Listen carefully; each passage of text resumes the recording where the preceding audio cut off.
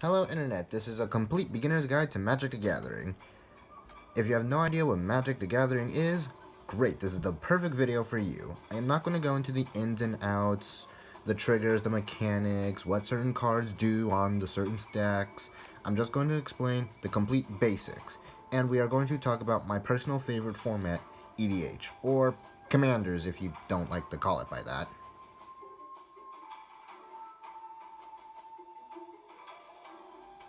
On to what most people are here about.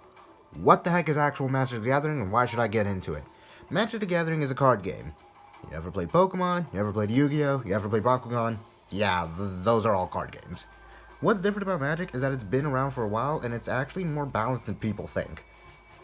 What is balancing? It's basically this is more OP than this. No, it's always kind of been on the same level.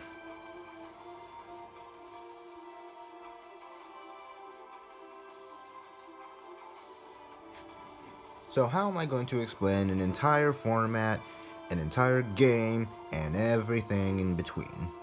Well, let's start off with something. Let's just get this out of here. Yeah. We shall start off with the basic card. Ooh. Okay, in all seriousness, this actually helps us a lot learning basic Magic. So, every card looks almost exactly like this unless you have something fancy with it. You have the card name, the card type, the mana cost, the artwork, set symbol, what the card will actually do, which is called rule text, and flavor text. This is an instant. What an instance is, we will go into deep later. But right now, we shall talk about this. This is a creature. These are actually more interesting. Again, you get everything. You get mana cost, name, what it actually is, except it says creature bird, that comes into play later, but we're here to focus on that. What the heck are these numbers? Well, these numbers is how hard it hits, and how hard you need to hit it for it to die. Pretty simple, right? Yes. And that is a basic card in Magic the Gathering. Now, on to where things get a little... how do I say this? Messy. So, back to this. As I said in the last little section, this is a basic card. But Omar, how would you be able to do these? What the heck is this? Why does this have a 1? Well, I'm glad you asked, because for right now this is useless. You need these. These are called lands. Or mana for some reason. If you actually play this, why the heck are you watching this? Go watch someone like Is It Right. Lands are basically your power source, your batteries, your energy, your battle points, or whatever the heck they use in Bakugan. Each of these corresponds with the card. As you can see, this is a red card. Now, very common misconception. Very common misconception. For this, no, you do not need 3 red mana. What this says is that you need 1 red and 3 of any other color. So in total, that would be 4 mana to play this one creature. It's a common misconception for all players, but trust me, you'll get the hang of it.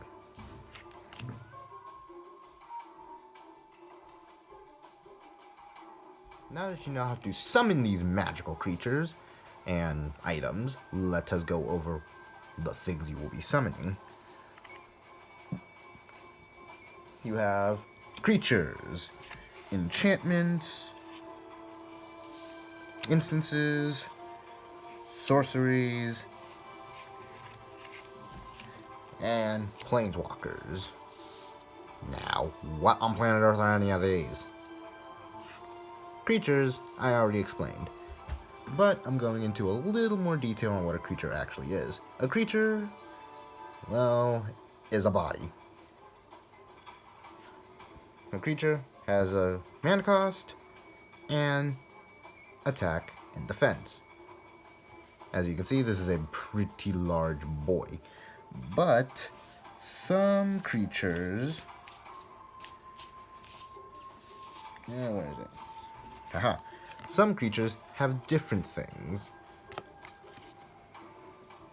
This is a bird, so birds have flying. That isn't always true. Some creatures have flying, some creatures don't. Big difference between here and here. This one has flying, this one doesn't. This is what people call a vanilla creature. This one has flying and activated abilities. And that's the gist of magic. Well, magical creatures. Every creature that's not vanilla will have an activated ability, and it explains what the activated ability does. Sorceries. Sorceries you can only play on your turn. They, well, explain everything you need to do on the card. Enchantments are not like sorceries. Enchantments stay on the battlefield. And again, they all say what they're supposed to do on the card. For this one, this is put a +1/+1 counter on target creature, which means put a counter that basically makes creatures stronger, and your lands now add 2. They stay on the battlefield. Once you play them, they stay on the battlefield until someone says, hey, I don't like that, and destroys it with a removal spell. Speaking of which, removal spell, or an instant. This can be played any time. If it's your turn, enemy's turn, passing turn, or yeah, anytime. It does the exact same things. Most instances cost a lot less and they do a lot more, but it also leaves the enemy open. But it also leaves you open to being, well, countered back. Again, says what it says on the card. This is not an in-depth guide to the game. This is how to play it and how to get started. With the new War of the Spark, they added a lot of these. These are planeswalkers. The planeswalkers have major parts of the story attached to them, but for this, I am only going over the card planeswalker. Now, misconceptions are big with planeswalkers. They have mana cost, planeswalkers, and the legendary effect. Legendary creatures and planeswalkers means they have to be unique on the board. Not two legendary planeswalkers or legendary creatures can be out on the field at the same time. They're going to have to die. Continuing with this is a pretty high planeswalker. Its loyalty counter is equal to its life total. As in, if some creature does 5 damage to this planeswalker, she would die. But she has ways of defending herself. You can add +1 loyalty counter or -8, which, my personal case, I call them ultimates. In War of the Spark, they were added this little enchantment effect. And those are planeswalkers. Planeswalkers are very powerful, and if you can't, get rid of them.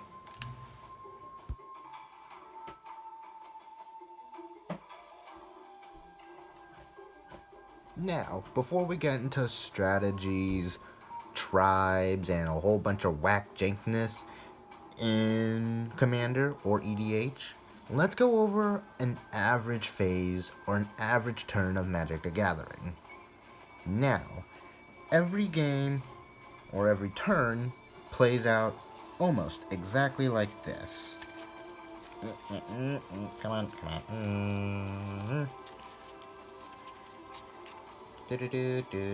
Wow. On your upkeep, which is basically the beginning of your turn, you untap, which means you untap these. What untapping and tapping means is you tap this to summon a creature or activate the ability. Remember, mana is your power source. And trust me, if you're able to use infinite power sources, you would be able to win.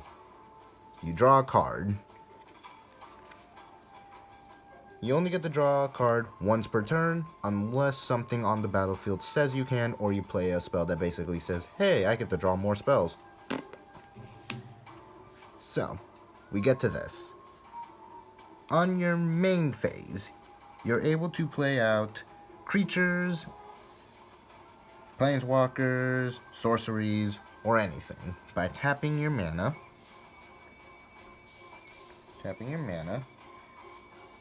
And let's say I tap 4 to play out my little planeswalker girl over here. Now, after all that, let's hit the enemy in the face. Hitting the enemy in the face is simple.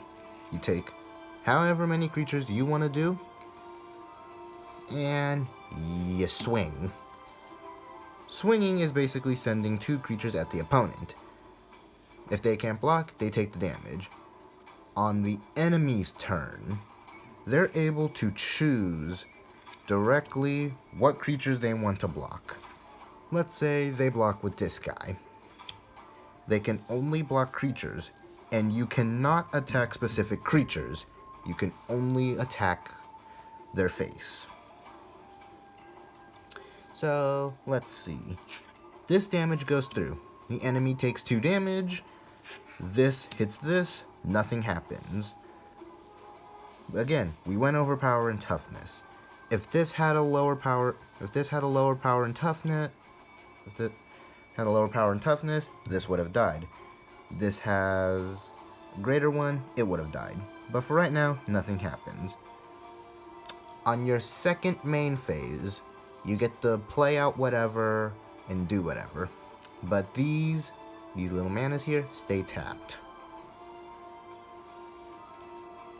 And then you pass the turn. Again, upkeep, you untap. Repeat the process until the enemy team either concedes or you win. That is a normal turn of Magic the Gathering.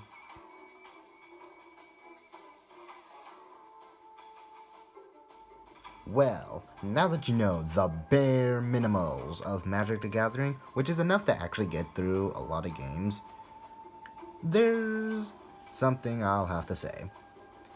This video will also contain how to play EDH, or Commander. Commander is a 100 card deck with no duplicates. Every card in here is unique except for basic lands. Every Commander deck, minus a few, Chromat, revolves around your Commander, or is built around the Commander. Now, there are a million strategies in Magic the Gathering, but to sum it all up, I have asked a few of my friends to explain their favorite strategies. Give it away for the Mean Dream Team. I either like making a big army or a bigger army. As soon as I get out millions of creatures, that's when I'm in my element. And then I just turn everything sideways. And then most likely, I'm going to lose the next turn because somebody played a counter or a fog. So my favorite way to play an EDH is combo. So that's putting together just a lot of random cards with like unique interactions, and they work together to make some infinite combo that wins you the game. So maybe that's dealing infinite damage to all your opponents, or removing all the cards they own from the game. It's just very fun, and it's like a puzzle to put together. My favorite theme in Commander is to do tribal, because I can have so many synergies between them, and sometimes they're a lot of fun. Like Merfolk, just draw a bunch of cards and you win, and nobody can do about it because you're getting infinite mana. So much fun. Except Foggy.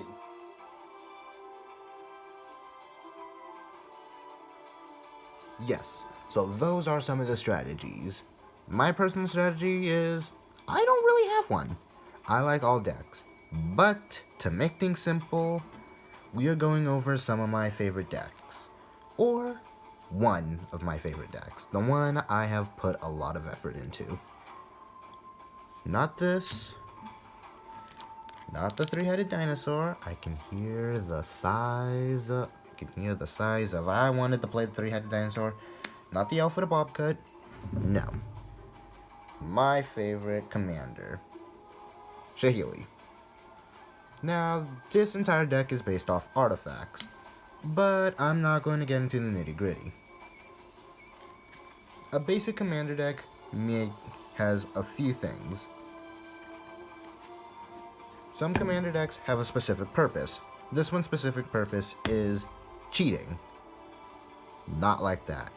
Cheating is basically a term in Magic the Gathering where you take something that has, let's say, 8 mana cost and play it for free. That's what Shahili does. So, in Commander, this is how you play. You basically draw your 7, like in a normal Magic game, and everything goes well. You play lands, 1 per turn, and the game progresses. But here's the rules. When your commander dies, be it a planeswalker or a normal creature, you can send it to the graveyard, the exile, which is dead, or death beyond death, or the command zone. The command zone is an interesting place. The command zone, when things die, they will cost their mana cost, as in for Shahili, 4 plus 2. And yeah, that's basically all you really need to know about Commander. Oh, one more thing. In Commander, why I think it's the best is because with Standard, which is the normal 60 card, which is probably what most people are going to start off playing, it's expensive. With decks ranging up to $200 a card, or dumb things like that.